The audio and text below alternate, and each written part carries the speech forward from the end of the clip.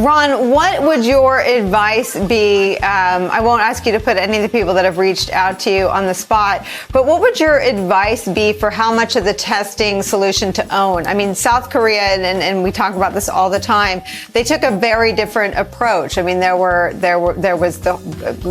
many more people were tested, there were quarantines, there were fever clinics, even in China, a lot of those measures. If Donald Trump's goal is reopening the country, there's no way around those sorts of measures. You can only go through them, where you test people, you separate them, and you stamp it out that way. What would your advice be in terms of how much of that solution the White House should own?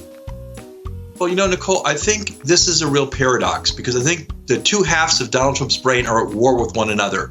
At the end of your last hour, you talked about his real disapproval of more accurate tallies in New York. And he is singularly focused on keeping the numbers as low as possible.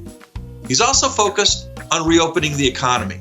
The problem is, to reopen the economy, we have to test, and testing will drive those numbers up. So it's time for the president to make the big boy choice here. And the big boy choice here is to get the testing program in gear, to accelerate the use of tests that will drive the numbers up.